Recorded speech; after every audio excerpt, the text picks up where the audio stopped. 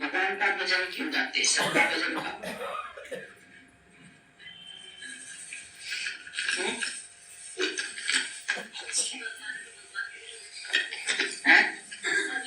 भगवान का भजन होता है।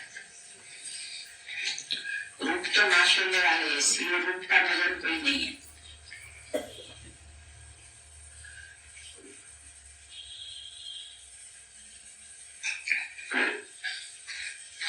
सब भजन जो है वो उस अरूप का ही है। और भजन करने में जब भजने वाला भी गुम हो जाए तब सब भजन है। मैं भजन करता हूँ, ये ख्याल भी उसके अंदर में नहीं आता है फिर। और जो बोला है कर्म बड़ा या भाग्य बड़ा है, दोनों ही देवदासी के लिए है। दुनियावी तो नहीं कोई कर्म करता है, नहीं वो कोई भाग्य का विधाता है या भाग्य का दुख सुख अपना समझता है। वो भाग्य और कर्म दोनों से ऊपर हो जाता है। बाकी अगर अज्ञान में है तुम,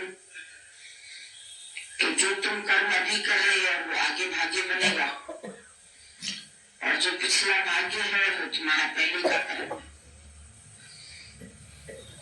क्योंकि मनुष्य जन्म जो है ये कुरुक्षेत्र है, और इसमें जो तुम बीज डाल के आए हैं, अच्छे या बुरे, उसी का मिला जुला फल मनुष्य जन्म है। और कर्म करने की स्वतंत्रता भी मनुष्य जन्म में ही है। अगर अभी भी किसी का भाग्य बिगड़ा है तो उसको कर्म से वो संवार सकता है। बड़े छोटे की बात नहीं है, बात बिगड़ी को बनाना है। तो जो कुछ हमारे भाग्य में भी है, चाहे कल तक बुरी तकदीर है, बिगड़ा नसीब है, बिगड़े हुए नसीब को फिर से बनाना है, संवारना है। ज्ञान से हम उसको संवार सकते हैं। ज्ञान है एक समझ, जिसका भाग्य बिगड़ा हुआ था, जो पहले सभी समझते थे कि हमारा नसीब खोटा है, आज वो खोटा नसीब ही उनके ज्ञान में आने का कारण बन गया, और वही नसीब फिर अच्छा हो गया। तो भाग्य बुरा है या अच्छा है, ये हमारी समझ थी। लेकिन जब सच्ची समझ मिली तो जैसा भी भाग्य है हम उसको अच्छा बना सकते हैं। इम्पॉसिबल जो चीज है, आई एम पॉसिबल, इम्पॉसिबल में ही आई एम पॉसिबल लिखा हुआ। जिस चीज को तुम पहले इम्पॉसिबल समझते थे कि हमारी ऐसी तकदीर है, हम इसको ठीक कर ही नहीं सकते, भगवान ने मेरे लिए बहुत बुरा किया है, मेरा खोटा नसीब बनाया है, मेरे साथ ऐसा हो गया। कल भी हमको मिली, वो बता रही थी कि एक हादसे में उसका पति और बेटा, 15 साल का बेटा था, और पति दोनों के साथ डेथ हो गई। उसमें ड्राइवर भी था, और ड्राइवर भी एक्सीडेंट में खत्म हो गया। तो जो कुछ भी हुआ, खुद को भी काफी चोटें उसको लगी हुई थी। तो कह रही थी कि आज इन सब की वजह से ही मैं सत्संग में आई, और आज मैं अपने नसीब को बहुत अच्छा समझती हूँ, क्योंकि हमको ऐसा गुरु मिल गया। तो सत्संग से ही एक उसको बेटी भी है, उसका भी सत्संगी परिवार में रिश्ता हुआ, और जिनके घर रिश्ता हुआ वो भी चाह रही थी कि मेरे को सत्संगी घर की लड़की मिले। लड़की भी सत्संग सुनने लगी है, माँ भी सुनने लगी है। तो अब इन्हीं बातों को पहले हम बिगड़ा नसीब बोलते थे। एक ही दिन में बेटा भी चला गया, पति भी चला गया, ये नसीब तो हमारा खोटा है। लेकिन आज उसके जरिए ज्ञान मिल गया तो वही नसीब चमक गया। कहीं भी भजन चल रहा था, जो बुलंदी पर पहुंचा है वो एक टूटा हुआ सितारा था। जो सितारे संसार से टूटने लगते हैं, माया से टूटने लगते हैं, तो उनको गुरु फिर से बुलंदी पर पहुंचा देता है। गुरु ही है जो हमारे नसीब को बिगड़ने से बचा भी लेता है, और जो बिगड़ चुका है उसको भी ठीक कर देता है।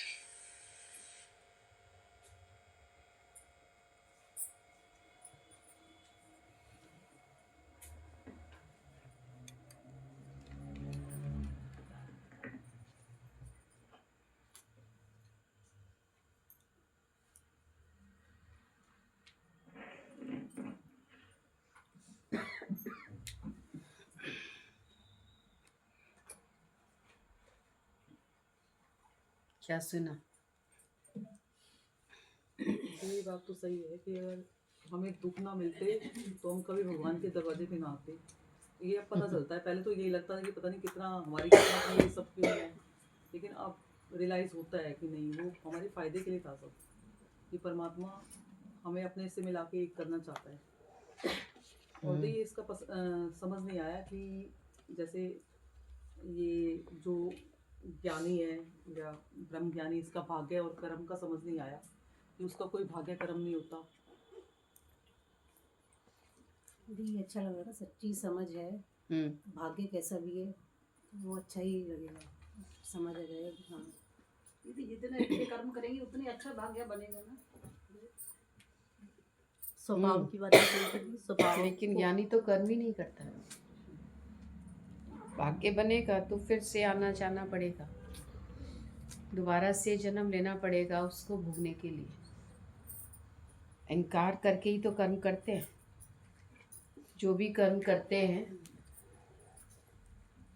अच्छा कर्म, उसमें भी कहीं ना कहीं बिना ज्ञान के अहंकार छिपा ही रहता है।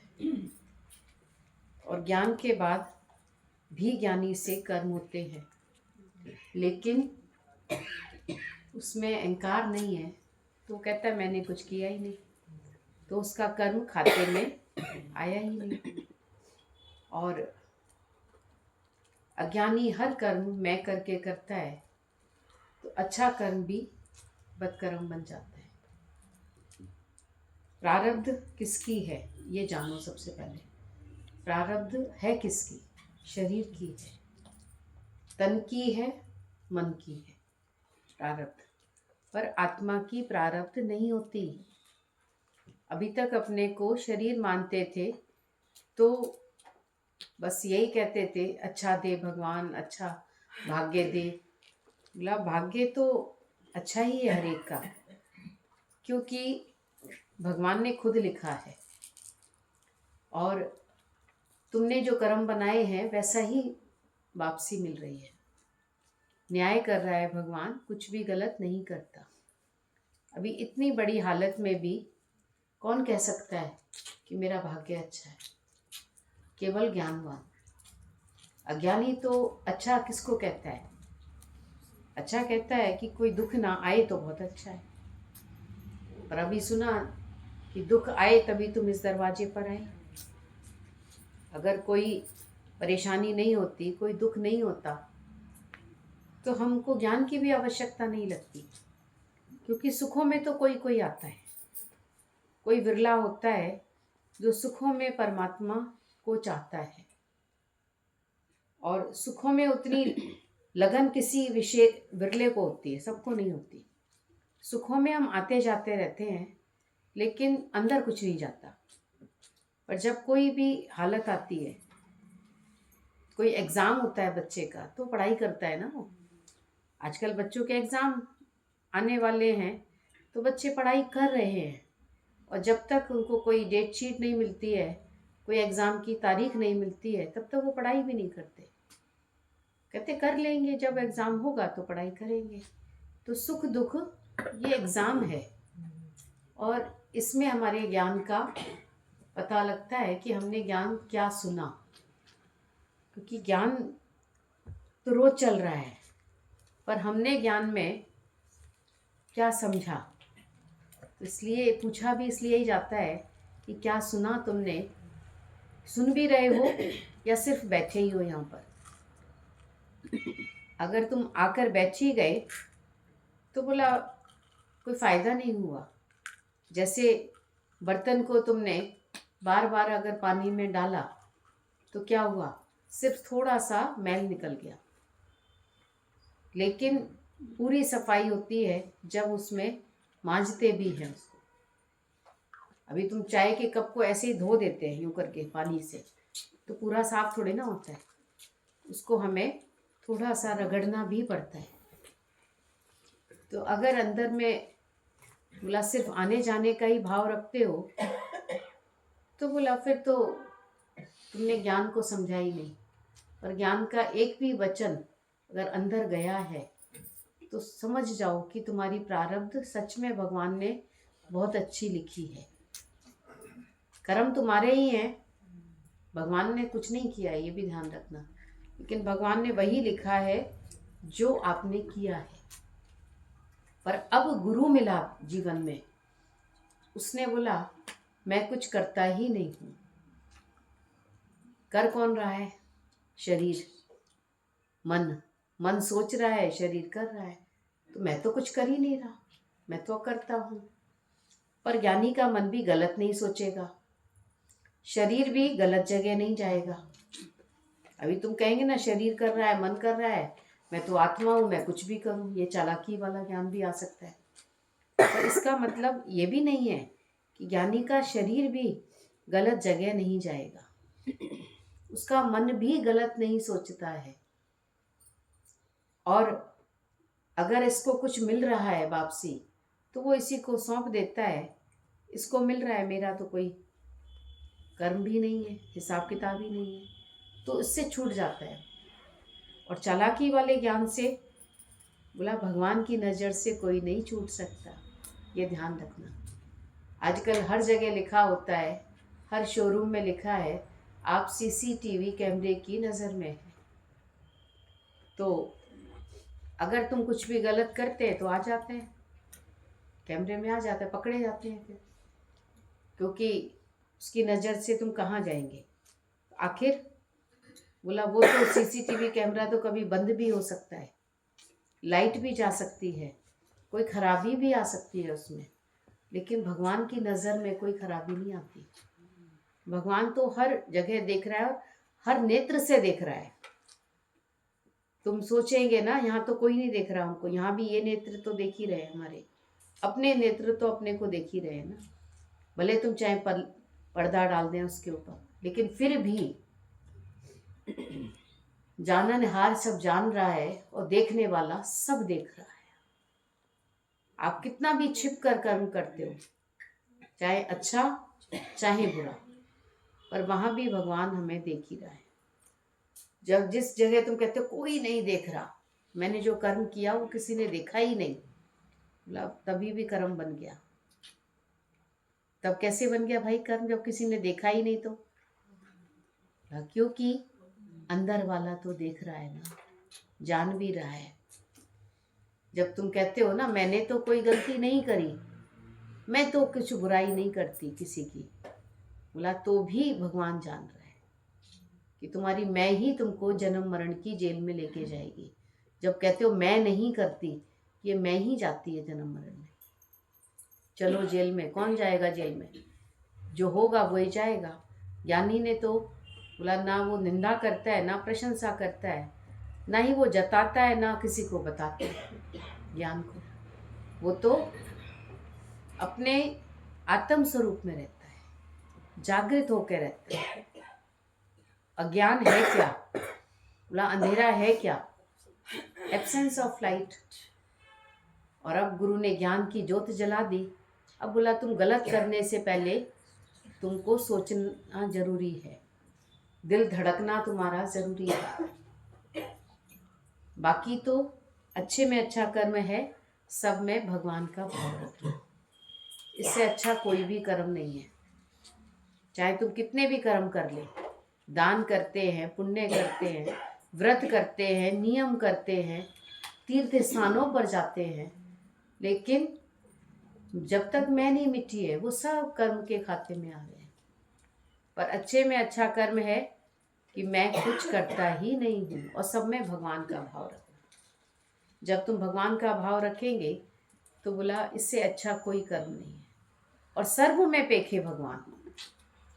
ये नहीं कि कोई अच्छे अच्छे लोगों में तो भगवान दिख जाता है तुमको, जो हमारे हिसाब से चल रहे हैं, जो हमारे काम आ रहे हैं, जो हमारा मतलब निकाल रहे हैं, वो तो तुम्हारे लिए भगवान है। लेकिन जो मतलब नहीं निकाल रहे हैं हमारा, वो भी भगवान है। तो सतोगुणी ज्ञान है, सर्व में पेखे भगवान। रजोगुणी ज्ञान है, कुछ कुछ लोगों में भगवान देखना, अच्छे लोगों में। तमोगुणी ज्ञान है, एक मूर्ति में भगवान देखना, एक गुरु में भगवान देखना, लेकिन उसके अलावा कहीं नहीं देखते।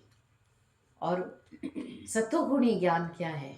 उसके बाद फिर गुरु उससे भी ऊपर उठा देता है ही भगवान। ये बोला ना मेरे से गलती हो गई, बोला गलती तुम्हारे अंदर पहले ही पड़ी थी तभी हुई। क्रोध आ गया, आया नहीं क्रोध, क्रोध था पहले से तभी आया।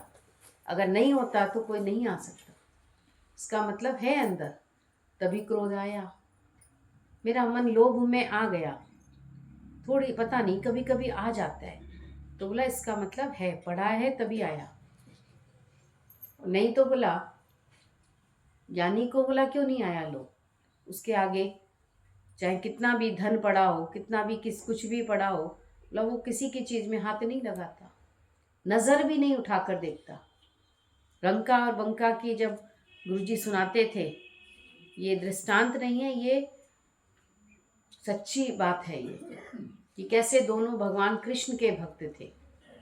तो नारद मुनि ने कहा कि भगवान तुम अपने भक्तों को सब कुछ देते हो, तो ये दोनों गरीब इतने भाई हैं और इतने भक्त हैं तुम्हारे कि तेरे सिवाय वो कहीं देखते भी नहीं है। फिर इनको कुछ धन दो ना, जिससे ये भी तो सुख की जिंदगी गुजारें। तो भगवान ने कहा मैंने देता हूँ पर लेते नहीं है, मैं देता हूँ तो नहीं लेते ये। बोला अब नारद को भी थोड़ा सा संशय आ गया। बोला ऐसा कौन सा भक्त है जिसको आप देते हो और वो ना ले? भगवान ही दे रहा है तो भी नहीं लेता वो। तो बोला मुझे तो संशय है आपकी इस बात में। तो भगवान ने कहा चलो दिखा देते हैं तुमको। तो नारद मुनि को साथ लेकर गए और खुद भी वेश बदल कर और सबसे पहले उसके घर पहुँचे। वो घर जाकर बोला हम बहुत भूखे हैं, हमें कुछ भोजन खिलाओगे क्या? उसके घर में उसकी बहन थी। उसने बोला हमारे घर में तो अभी कुछ है नहीं, मेरे दोनों भाई गए हैं लकड़ियाँ तोड़ने, लकड़ियाँ काटने, तो वो आएंगे तभी हमारे घर में कुछ अनाज आएगा, बेचेंगे फिर आएगा शाम तक। या तो आप इंतज़ार करो या तो फिर आप किसी और दरवाजे पर ही जाओ। तो भगवान ने जब दिखाया तो नारद मुनि ने कहा हाँ भगवान ये तो बहुत ही गरीब है, उनके घर में खाने का भी नहीं है, जब उसके भाई आएंगे तब भोजन बनेगा इनके घर में। बोला इतने गरीब है, फिर भी भगवान चलो उनको ही दे आते हैं। तो भगवान ने कहा ठीक है। तो रास्ते में भगवान ने मोहरे डाल दी ऐसे करके और दोनों छिप गए, पेड़ के पीछे जंगल में थे वो, छुप गए। तो सबसे आगे रंका चल रहा था और उसके ऊपर गठरी रखी थी लकड़ियों की। तो उसने एकदम देखा तो एकदम नीचे से रख के गठरी उस पर मिट्टी डालने लगा, ऐसे ऐसे उठाकर रेत डाल रहा था। तो बोला अरे तुम भैया क्या कर रहे हो, ये रेत क्यों डाल रहे हो, क्या हो गया यहाँ पे, कुछ हुआ क्या? बोला नहीं नहीं कुछ नहीं हुआ, चलो चलो तुम आगे चलो आगे चलो, हमें तो काम करना है ना, हमें तो लकड़ी भी बेचनी है आज, हमें तो बहुत काम है अभी। बोला नहीं नहीं आप कर क्या रहे थे, ये बताओ तो मुझे।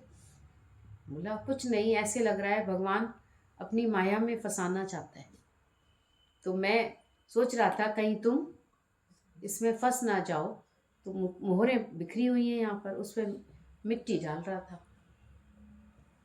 तो उसने बोला, बंका ने, अरे भैया तुम कर क्या रहे थे, मिट्टी को मिट्टी से ढक रहे थे। बोला मिट्टी को मिट्टी से मतलब मोहरें थी, मिट्टी थोड़ी ना थी। बोला हमारे लिए वो मिट्टी है, हम क्यों किसी अपनी कमाई का ही खाते हैं, हम दूसरे की किसी चीज़ पर निगाह ही नहीं रखते। तो ऐसे भक्त भी हैं भगवान के। तो सत्कर्म करने से भी बड़ा कर्म है अंदर से लोभ को निकाल देना। एक तरफ हम अगर गलत तरीके से कमाई करें और दूसरी तरफ हम दान करें तो वो कोई अच्छा थोड़ी किया हमने। पर अच्छे में अच्छा कर्म है सब में भगवान देखना, और गलत तरीके से ना कमाना, ना गलत तरीके से किसी की चीज़ पर निगाह रखना। तो ज्ञान ने हमको कितना शुद्ध पवित्र बनाया, हमको चाहिए ही नहीं। अब तुम कहते हैं हम सत्संग आ गए, हम तो बहुत बदल गए हैं। अभी हमारे घर वाले नहीं बदले, हमारी बेटी नहीं बदली, हमारी बहू नहीं बदली। बोला अभी तुम भी नहीं बदले, जिस दिन तुम बदल जाएंगे उस दिन उसका असर उनके ऊपर भी पड़ेगा। रिफ्लेक्शन होता है ना। अभी सूरज निकला है तो यहाँ सूरज है नहीं, लेकिन सूरज की रोशनी यहाँ भी है। आपको पता है दिन है, अभी खिड़की से कहीं ना कहीं से रोशनी आ ही रही है। जिस दिन बोला हम भी शुद्ध हो जाते हैं, आत्मा का निश्चय करते हैं, बोला उसका प्रभाव पूरे घर पर पड़ता है, ऑटोमेटिक पड़ेगा, ऑटोमेटिक। और जब तुम्हारी रहनी नहीं होगी तो बोला फिर उसका वो कहेंगे जब यही रोज जाती है और यही नहीं बदलती रोज जाकर, तो हम क्यों जाएं फिर। सत्संग मतलब ऐसे टाइम पास होगा इनका, खाली रोज जाना आना ही है इनका, खाली सत्संग नहीं। गुरु का एक एक वचन सिर माथे रखो, और ऐसी करी गुरुदेव दया, मेरा मोह का बंधन तोड़ दिया। कैसे छुड़ा दिया गुरु ने अंदर से बंधन। बोला ठीक है, गुरु ने कहा सबको प्यार करो, लेकिन प्यार में अटको नहीं। अभी शुरू में जो बात चल रही थी, गुरु जी बता रहे थे कि कैसे, बोला जब तुम सत्संग आते हैं तो कोई रोकता भी है तो तुम्हारा मन एकदम घबरा जाता है।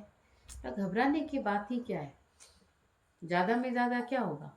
बोला उसने रोका, हम थोड़ी देर शांत रहे, उसके बाद लगन पक्की है ना, तो भगवान इस रास्ते से तुम्हें कोई हटा नहीं सकता।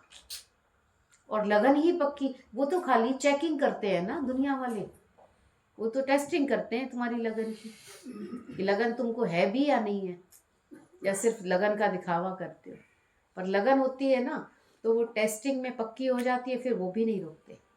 वो भी कहते हैं हाँ आप जाओ ना, हम ऐसे ये काम कर लेते हैं, हम ये काम कराते हैं, तब तक आप सत्संग सुनाओ, फिर यहाँ चलेंगे। ऐसे वो आराम से अपने आप कर देते हैं। उनको पता है कि सत्संग इनका जीवन है। तुमने अपने जीवन को सत्संग में नहीं बनाया, इसीलिए तुमको बार बार कहना पड़ता है ये काम आ गया था, ऐसा हो गया था। बोला ज्ञानी तो बोला उसे कुछ कहना नहीं पड़ता, भगवान उसके रास्ते अपने आप साफ करता है, अपने आप। ये प्रत्यक्ष प्रमाण है इस बात का।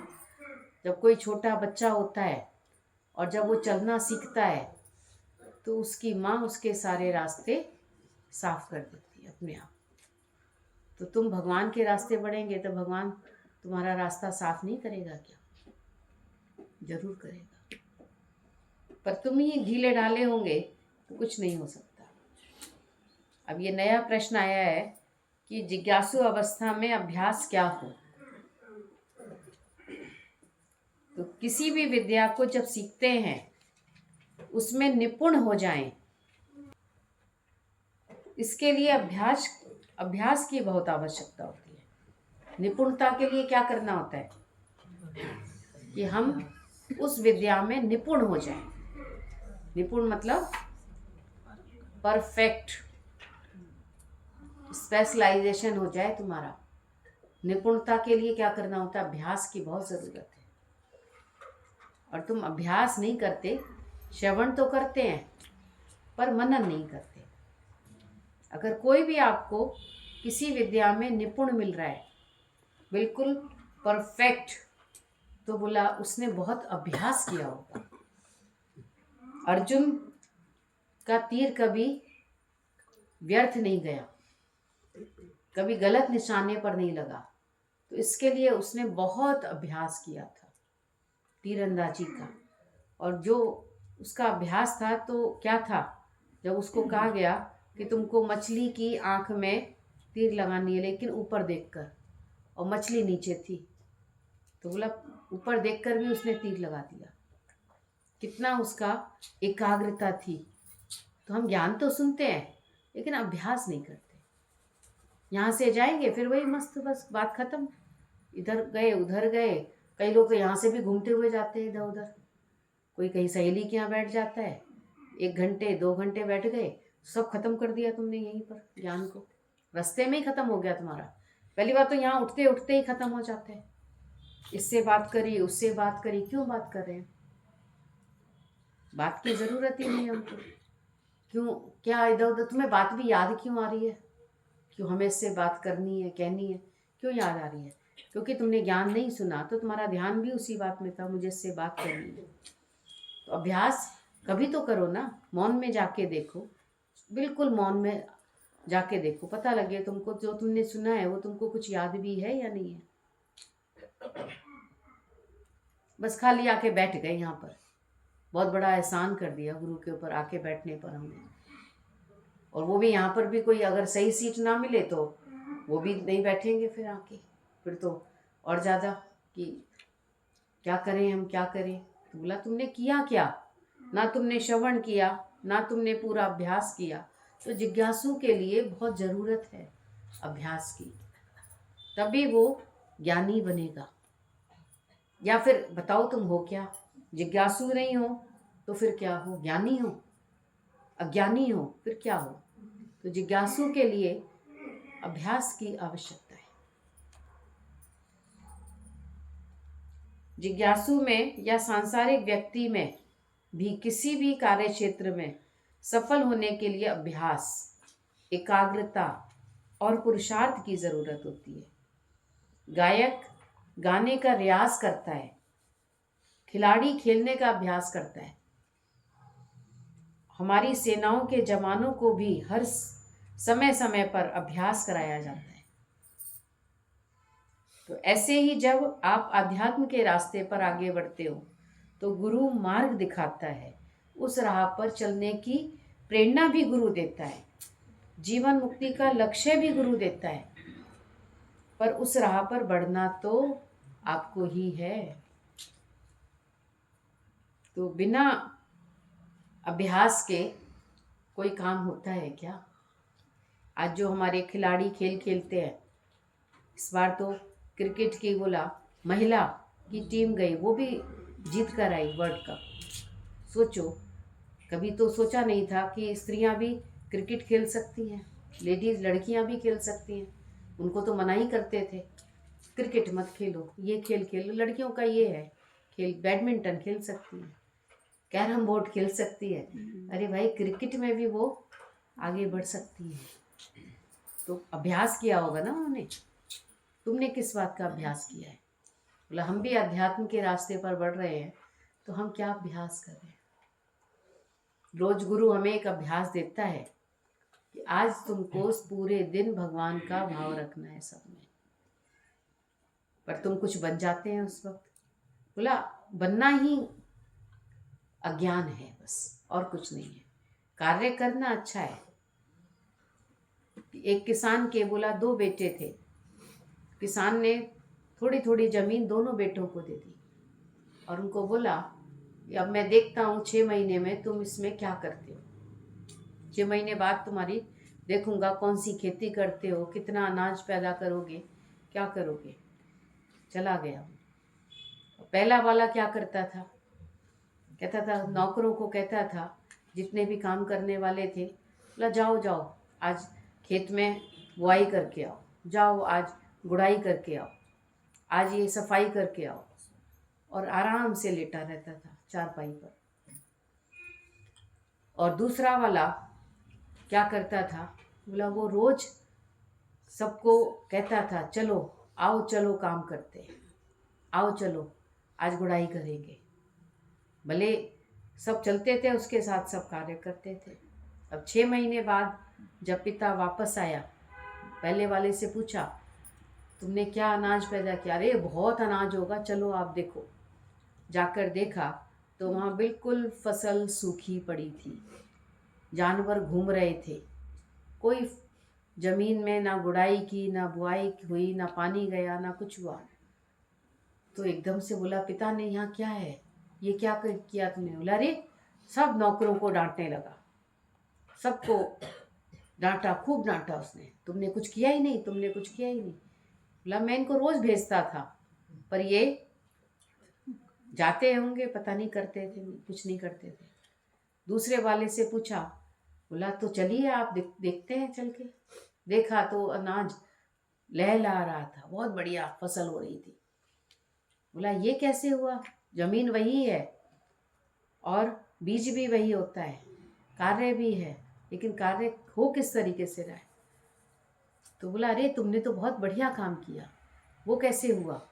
बोला मैं सबको कहता था चलो चल के खेत में ये काम करते हैं, तो साथ बढ़ना होता है, साथ चलना होता है। तो आज गुरु हमको रोज ज्ञान से जगा रहा है, गुरु हमको मार्ग दिखा रहा है, उस मंजिल दिखाई है उसने हमको, आत्म निश्चय कराता है रोज। पर हम क्या करते हैं? हम वहीं के वहीं रहते हैं। पढ़ना तो पड़ेगा हमें ही। आज गुरु की स्थिति गुरु के लिए है, ये ध्यान रखना। चाहे हमारा गुरु कितना भी ऊंचा है, कितना भी निष्कामी है, कितना भी अंदर से बोला शुद्ध है, पवित्र है, पर हम क्या हैं? आज हम देखते हैं गुरु को, गुरु की शुद्धता उसके चेहरे से भी हमको आभास होती है, उसके बोलने से भी लगती है कि वो निष्कामी है, पर हमारे शब्दों से भी लगता है कि अभी हमें बहुत चाहिए, अभी हमको सुखी सुख चाहिए। बोला नहीं, ये सुख दुख जीवन में आते और जाते हैं, पर दुख पहले आ जाएं तो घबराना कैसा? क्यों हम परेशान हो रहे हैं? दुख भी जीवन का एक हिस्सा ही है और ये भी गुजर जाएगा, ये भी हमेशा रहने नहीं आया है। तो ये अभ्यास तो हमें ही करना होगा ना। गुरु ने किया तो उसके लिए है। क्या ऐसा नहीं है कि ज्ञानी के जीवन में कुछ आता नहीं है? उसके जीवन में भी सब कुछ आता है। दुख आता है, परेशानी आती है, बीमारी आती है, अपमान आता है, जो हमारे जीवन में वो उसके पास भी है। लेकिन वो ज्ञान से, ज्ञान का इतना अभ्यास किया उसने कि उसको मान अपमान नहीं लग रहा। शब्द तो उसको भी बोले जा रहे हैं आज, ऐसा नहीं है। दुनिया कभी चुप नहीं रहती है किसी के लिए भी, सबकी परीक्षा होती है। बिना परीक्षा के कोई अगली क्लास में भी नहीं पहुंचता। लेकिन अपने को और शुद्ध करना है, किसी भी बात से अपने को गिराना नहीं है।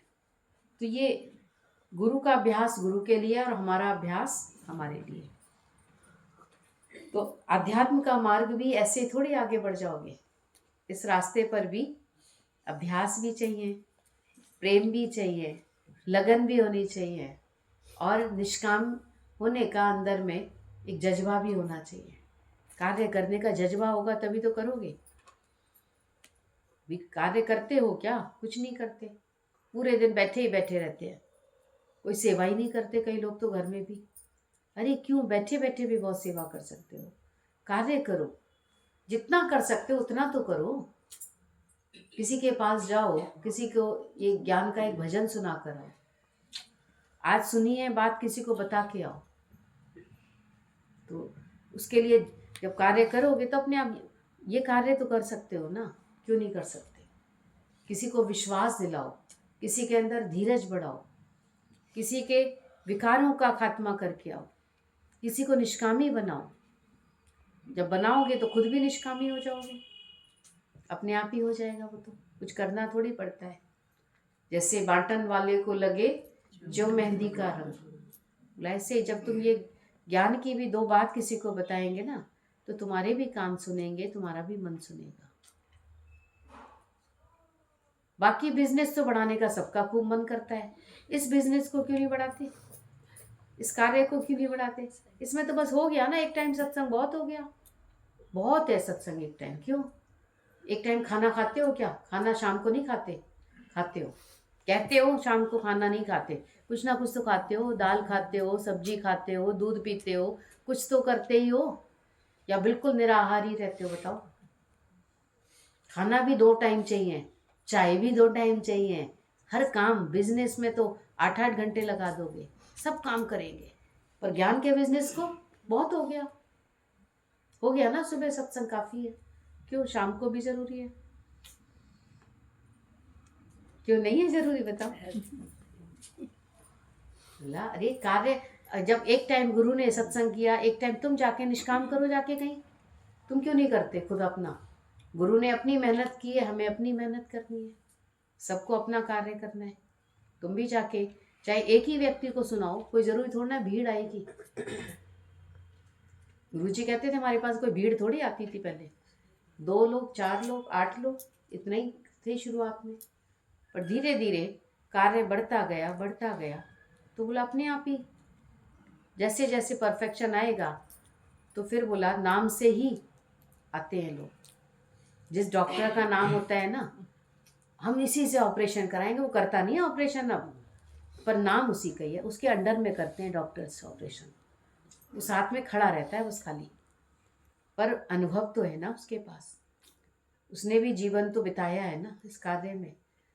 तो कोई भी निपुण हुआ है किसी भी विद्या में, तो अभ्यास से ही निपुण हुआ है, बिना अभ्यास के नहीं हो सकता।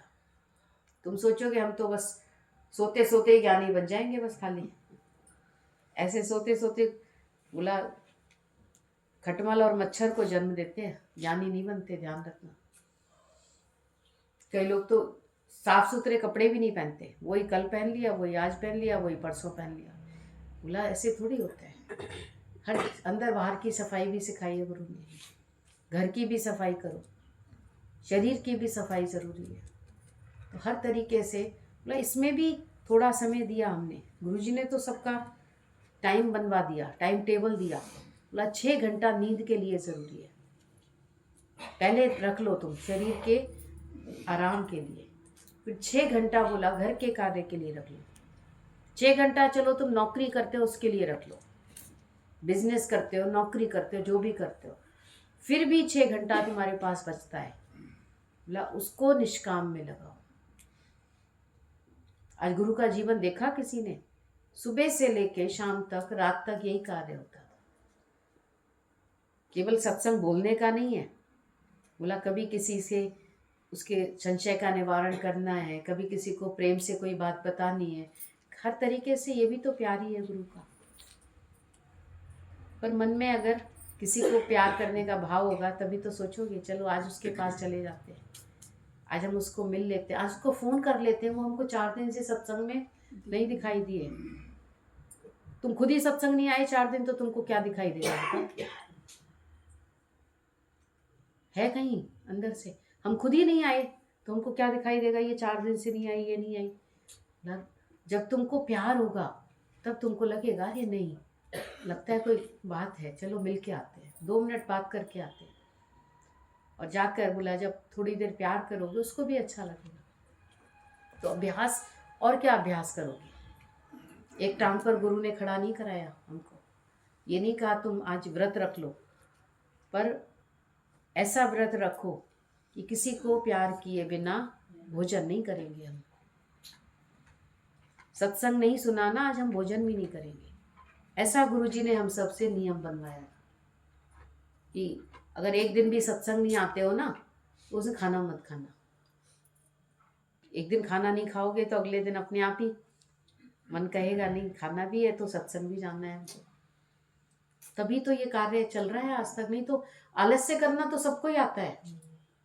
पूरा दिन माया को दे दो, 24 घंटे दे दो तुम संसार के लिए, तो भी संसार के धंधे कभी कम ना होंगे, पर अफसोस कि हम ना होंगे। तो अभ्यास क्या, अभ्यास कैसे होगा? बोला अभ्यास करने का अंदर से जो ज्ञान सुना है उसका मनन भी, उसका प्रैक्टिकल भी, दोनों चीज। आजकल प्रैक्टिकल का ज़माना है, आपको पता है हर विषय का प्रैक्टिकल होता है। जो विषय का पहले नहीं होता था, रटते थे बच्चे, उसका भी प्रैक्टिकल हो रहा है। हिस्ट्री का भी प्रैक्टिकल पहले तो नहीं होता था, मतलब प्रोजेक्ट बनवाते हैं वो, तो उसमें भी दे देते हैं बच्चों को 40 नंबर, तो बच्चा पास ही होता है, फिर क्यों नहीं होगा। प्रैक्टिकल हर चीज़ का, उसमें भी जब वो बनाएगा, जब वो चार्ट बनाएगा, जब कुछ करेगा, प्रोजेक्ट करेगा, तो उसके ध्यान में तो जा ही रहा है ना कुछ। तो श्रवण भी, मनन भी और निध्यासन भी। तो अब किसी भी विद्या में निपुण होने के लिए अभ्यास की ज़रूरत है, पर बढ़ना तो हमें ही है। क्लास में टीचर सबको एक जैसा ही पढ़ाती है, कोई फर्स्ट आता है तो कोई एवरेज रहता है और कोई फेल भी हो जाता है। कारण क्या है? अभ्यास की कमी। किसी का अभ्यास ज़्यादा होता है, कोई बच्चा कहता है नहीं मुझे तो पढ़ाई करनी है, एग्ज़ाम है, पढ़ना है, अच्छे मार्क्स लाने हैं, तो उसके लिए वो सुबह भी पढ़ता है, दोपहर भी पढ़ता है, शाम भी पढ़ता है। कोई कहता है मुझे तो पास ही होना है खाली, तो वो उतना ही पढ़ता है। और जिसको बिल्कुल ही परवाह नहीं होती है, तो वो तो कहता है हो गया तो ठीक है, नहीं हो गया तो कोई बात नहीं, मेरे पापा का बिजनेस खुला है ना, उसी को ही कर लूँगा, चाय की दुकान पर ही बैठ जाऊँगा जाके, उसमें भी तो कमाई तो उसमें भी है। लेकिन जिसको अंदर से लगता है नहीं मुझे ये काम नहीं करना, मुझे और आगे बढ़ना है, तो वो मेहनत करता है। तो अभ्यास मेन है किसी भी विद्या की निपुणता के लिए। और जिज्ञासु का अर्थ है जिसे भगवान को पाने की जिज्ञासा हो, और जिसे सत्संग की प्यास है, सच को पाने की तड़प है, तो जिज्ञासु अभ्यासी होना चाहिए। वो अपने अभ्यास में ही रहे, कभी अपने विकार दिखते हैं, कभी दूसरे के। तो गुरु कहता है कर्म शरीर से होते रहे, पर सी गॉड एवरीवेयर। हर चीज परमात्मा है। कैसे? परमात्मा की कुदरत को देखो कितनी लाजवाब है, उसको रचाने वाले के बारे में सोचो, कैसा रचाया संसार भगवान ने। मिट्टी में से रंगीन फूल निकलते हैं, मिट्टी में से अनाज मिलता है हमको, मिट्टी से फल मिलता है। तुम निकाल के दिखाओ, उसने बीज भी कैसा बनाया। बीज मनुष्य बनाता नहीं है, बना ही नहीं सकता, बीज परमात्मा की देन है। मनुष्य केवल बीज डालता है और उससे फसल उगाता है, लेकिन बीज किसने बनाया? तो बीज रूप है परमात्मा। तो हर कर्म भगवान को ही सौंपते जाओ, तो उसकी कारीगरी देखोगे ना अंदर से, तो बोला अपने आप उसी की याद आएगी। सब करने वाला कौन है? आज हम जरा सा ही काम करते हैं, इतना इनकार करते हैं, और जो भगवान ने किया वो उसका कभी देखते हो कि क्या क्या कर रहा है वो, कैसे रोज सुबह रोज सूरज निकलता है। इतनी भी सर्दी आई, कितनी भी, क्या सूरज भगवान ने छुट्टी ली एक भी दिन? हम तो कहेंगे आज सर्दी है, आज नहीं जाते, आज ये काम नहीं करते, पर सूर्य तो रोज निकलता है। सूर्य ने एक भी दिन छुट्टी नहीं ली सर्दी में भी। तो परमात्मा के जो जितने भी वॉलेंटियर हैं वो अपने कार्य में हमेशा लगे रहते हैं। सारे देवता देखो, चाहे भले ही सर्दी थी, पर फिर भी जल के बिना काम नहीं चल सकता। पानी ठंडा है लेकिन फिर भी पीना ज़रूरी है, क्योंकि शरीर के लिए पानी की ज़रूरत हमेशा ही है। गर्मियों में भी है तो सर्दी में भी होती है। बहुत बीमारियां सर्दी में ही तो होती हैं, क्योंकि पानी पीते ही नहीं हम सर्दी में। प्यास ही नहीं लग रही है क्योंकि ठंड है, फिर भी डॉक्टर कहता है पियो, थोड़ा गुनगुना करके पी लो, कोई बात नहीं। तो ऐसे ही बोला सब देवता अपने कार्य में लगे हैं। वायु देवता, जल देवता, और आकाश में देखो सूरज चंद्र सब कार्य कर रहे हैं। एक मनुष्य है जो गुरुजी जब वॉक के लिए ले जाते थे सुबह सुबह, तो सब लोग कहते थे गुरुजी आज तो हम जल्दी आ गए, आज आप जल्दी निकल लिए बाहर। तो आगे बढ़ते थे, कहते देखो ये साइकिल पे दूध लेके जा रहा है, ये कितने बजे उठा होगा। चाय वाले ने चाय की दुकान लगा ली, तुम कह रहे हो जल्दी उठ गए, बोला ये कितनी जल्दी उठा होगा। और रिक्शे वाला देखो रिक्शा लेके रेडी है सुबह सुबह, ये कितनी जल्दी उठा होगा। बोला तुम कहते हम ही जल्दी उठ गए क्या। बोला देखो चारों तरफ भगवान किस किस रूप में कार्य कर रहे हैं।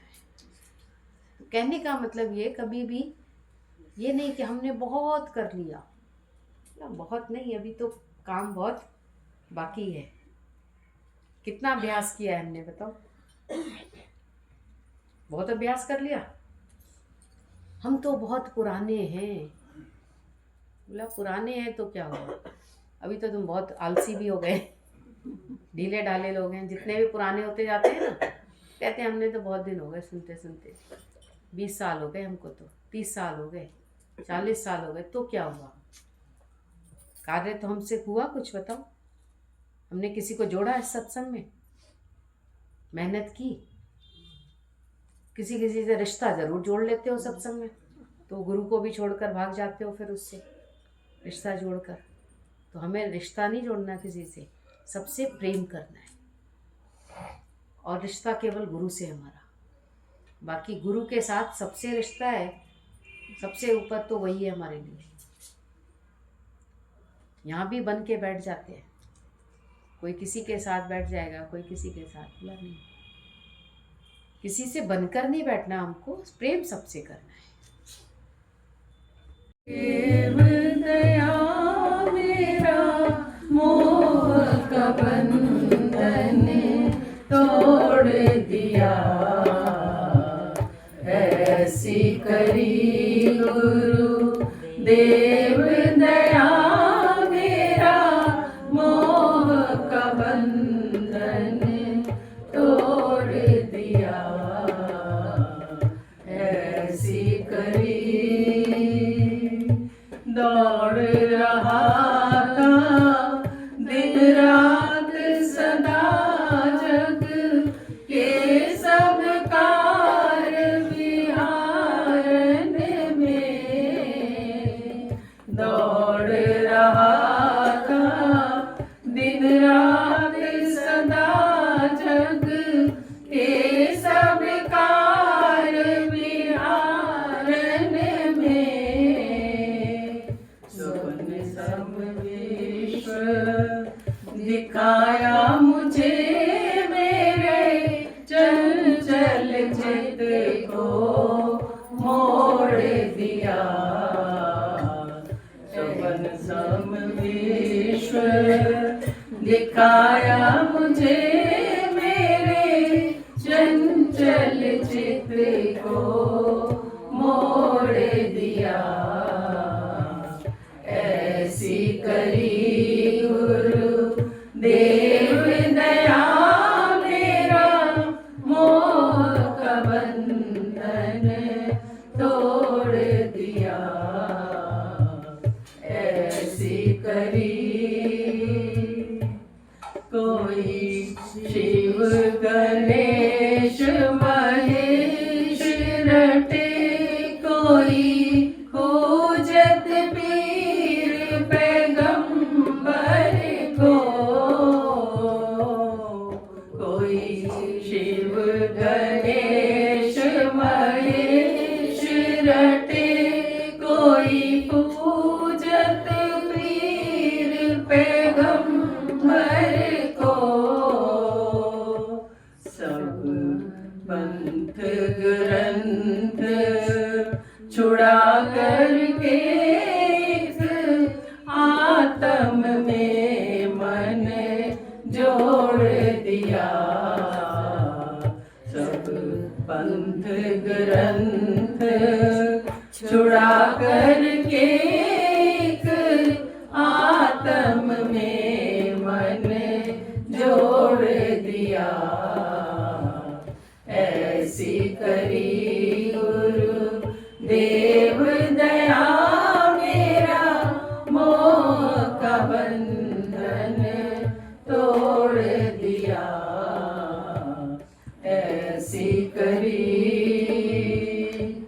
कोई ढूंढत है मथुरा का हरी, कोई जाए बनारस वास करे, कोई ढूंढत है मथुरा नगरी, कोई जाए बनारस वास करे।